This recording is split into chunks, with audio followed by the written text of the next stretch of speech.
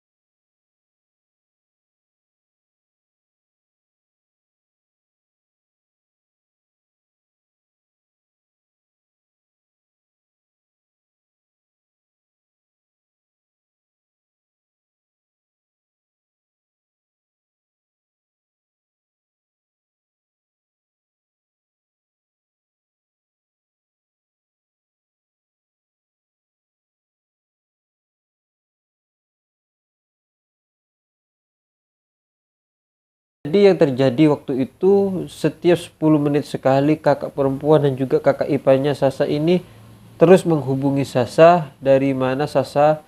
Sasa cuma jawab, ini masih di jalan bang, sudah jangan telepon terus. Tapi namanya kakak perempuan dan kakak ipar Sasa ini mungkin khawatir waktu itu karena mereka tahu Sasa ini bawa mobil sendirian dan mereka juga tahu bahwa Sasa ini selalu lewat alas kumitir.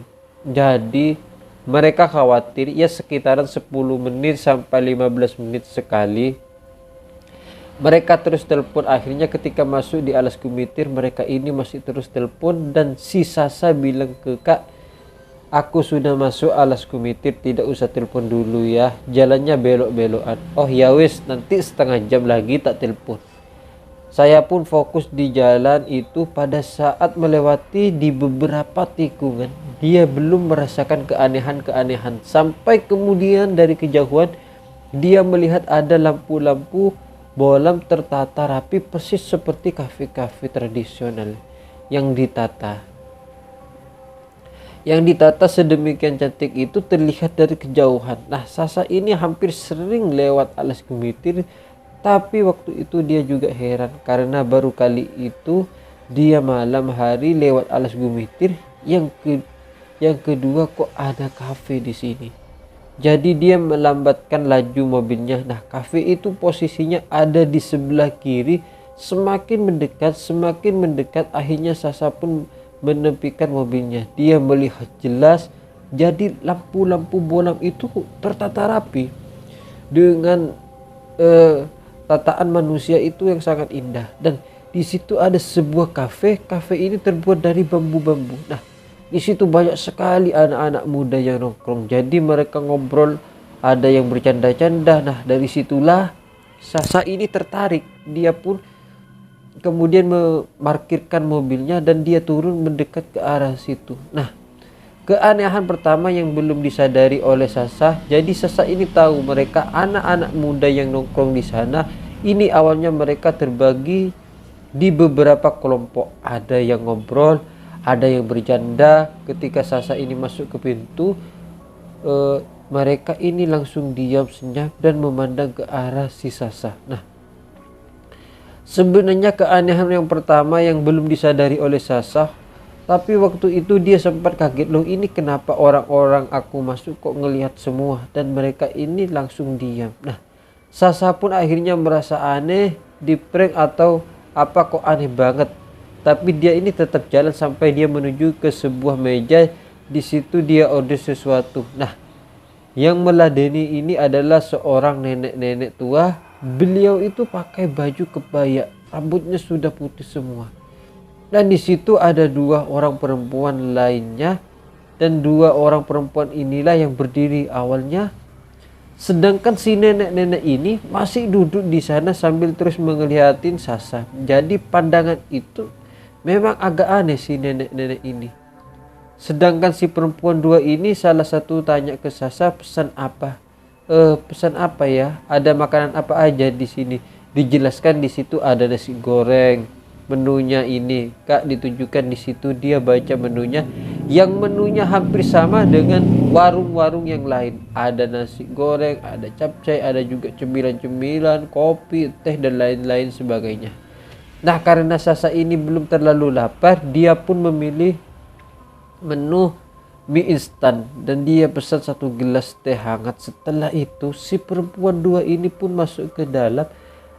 Dan si nenek ini masih terus ngeliatin ke arah Sasa. Tidak lama setelah itu, si nenek ini pun ngomong ke Sasa, tanya sesuatu, dari mana Mbak? Oh iya, saya dari Surabaya mau ke Banyuwangi. Oh, jenengan ini manusia toh. Nah, inilah keadaan kedua yang belum disadari oleh si Sasa. Pertanyaan nenek-nenek ini, dia tanya, kamu ini manusia?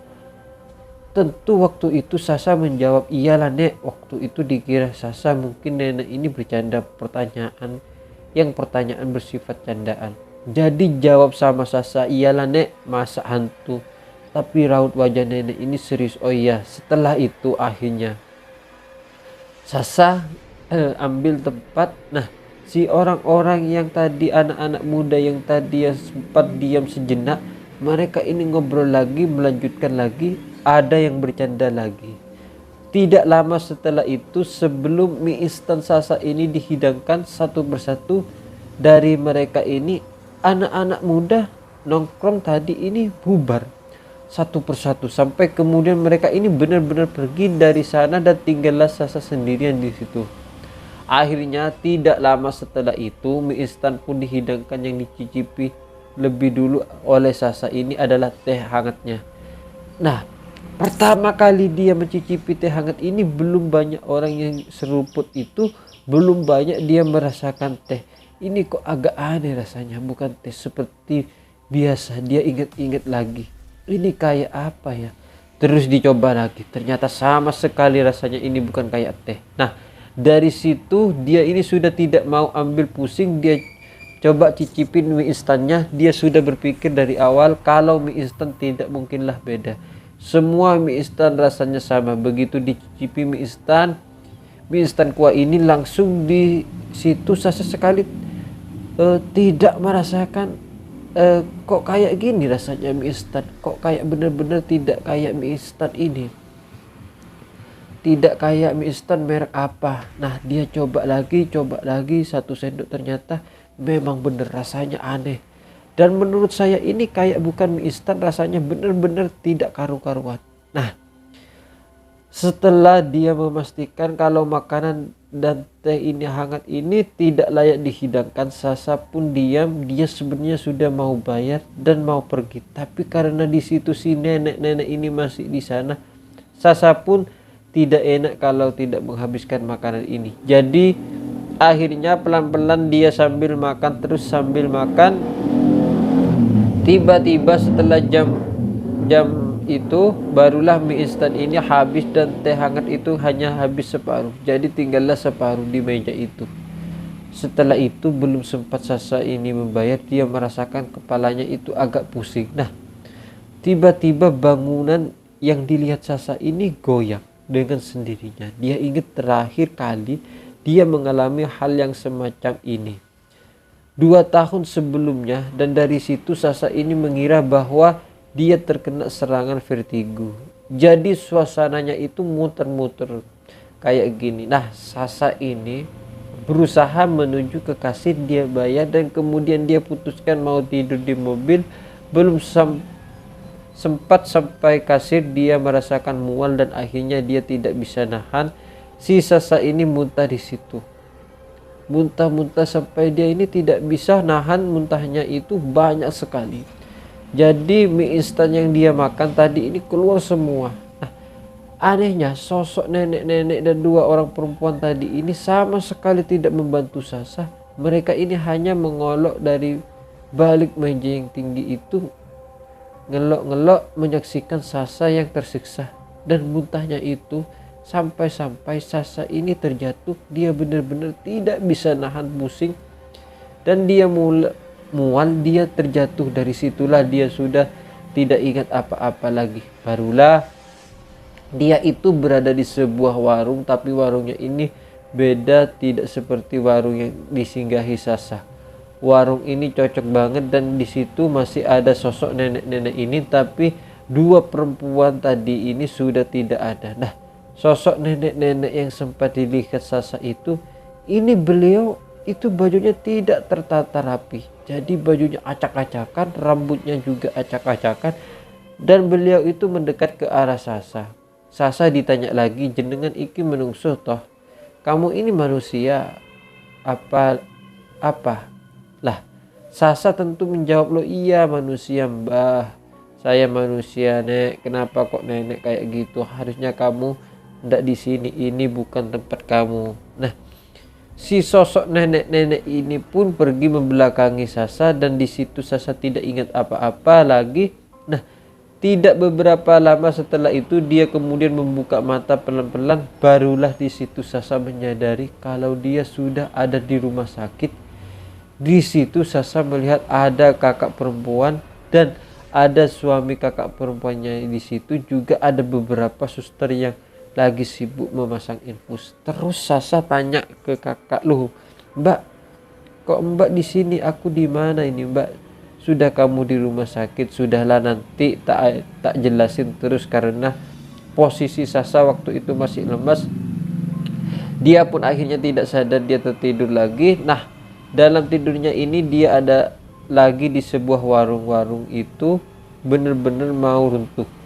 Jadi kondisi atapnya itu sudah mulai ambruk. Di situ sekali lagi Sasa melihat ada sosok nenek-nenek, rambutnya putih semua dan acak-acakan. Karena dia tahu nenek ini pasti yang ditanyakan masih sama, pasti yang ditanyakan seperti sebelumnya. Kamu manusia bukan, pasti seperti itu. Jadi di situ Sasa sudah biasa membayangkan, ternyata benar sosok nenek ini jalan mendekat ke arah Sasa.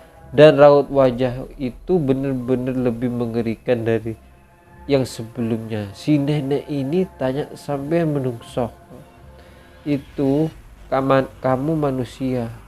Loh, terus Sasa jawab, iya Mbah, saya manusia Mbah. Kan sudah saya bilang, kamu nak boleh kesini, ini bukan tempatnya manusia, ini bukan tempatnya manusia. Kamu ini tidak nurut dikasih tahu orang tua.